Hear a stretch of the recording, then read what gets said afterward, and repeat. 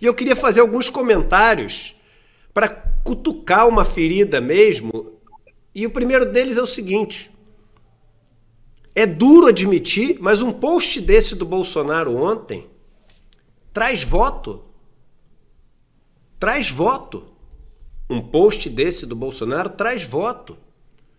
Uma ação policial / chacina como essa de ontem, não é à toa, eu acho, que acontece no início do período eleitoral e a fala logo depois é uma fala que parece coordenar, porque o STF, porque tem algumas palavrinhas que são as palavrinhas chaves, sabe?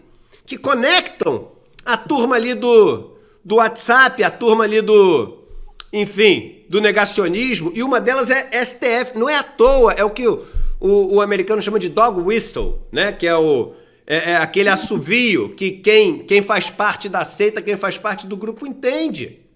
A primeira fala, o STF, eu parei ontem, mas calma aí, o que o STF tem a ver com essa história? Como é que o cara tá fazendo essa conexão? Mas não, tem sentido.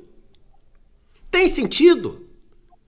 E o nosso papel aqui, sabendo, tá? Que talvez até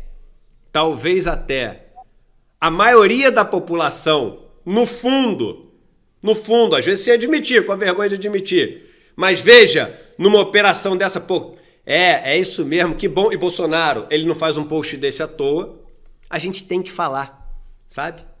A gente não pode se render a esse senso comum, de que, bandido bom é bandido morto. A gente tem que enfrentar isso. Mesmo isso não sendo popular como a outra crença. Primeiro ponto, gente, é o seguinte: a gente vive num país que não tem pena de morte. Se não tem pena de morte, tu não pode chegar matando. E se tivesse pena de morte, você também não ia poder chegar matando. Você também. E aí você fala, não, mas ali o cara tem o bom senso. E quando chegar a tua vez? E quando for você na frente dele? Porque um dia chega. Um dia chega a tua vez. E aí?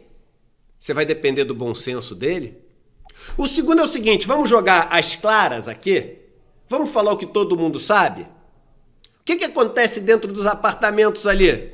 Na zona sul do Rio de Janeiro, por exemplo. E aí um ponto importante, eu tô falando de Rio de Janeiro. De manhã, naquele café da manhã que eu faço ao vivo ali, vários comentários. Pô, Eduardo, aqui no Amapá, aqui no meu estado, em vários estados, isso acontece todo dia. E é verdade. Quantos lugares do Brasil isso acontece, mas não tem a mesma repercussão do que acontece, por exemplo, no Rio de Janeiro, em São Paulo. Então a gente está usando isso como um exemplo funesto, um exemplo trágico de uma coisa que acontece em vários lugares do Brasil e sequer ganham notinha. Importante a gente falar isso. Mas voltando, o que vocês acham que acontece dentro daqueles apartamentos da Delfim Moreira, da Vera Soto, nas festas à noite? Vocês acham que não rola cocaína a dar com pau? Vocês acham que ali todo mundo não usa um monte de droga, todo mundo não tem arma ilegal?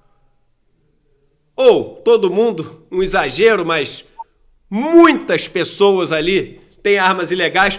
Quantas daquelas pessoas estão envolvidas em operações corruptas, ligadas a tudo? A caminhão de lixo, a transporte público, a compra de material para cá e para lá. Alguém entra ali numa casa falando o seguinte, eu quero saber se é aqui que tá cheirando cocaína. Eu quero saber se é aqui que tem o esquema para corrupção aqui com o caminhão de lixo. Alguém entra assim? Nessas casas? Já entrou alguma vez? Numa casa qualquer? E quando entrou? E a pessoa levantou do sofá, deu um tiro na testa, porque levantou do sofá, estava reagindo. Já fez alguma vez? Ou alguém tem dúvida? Que na Delfim Moreira, na Vieira Soto, tem um monte de gente com essas características que eu falei. Então a gente tem que ser claro. Não tem pena de morte. Se tivesse, não podia agir dessa maneira.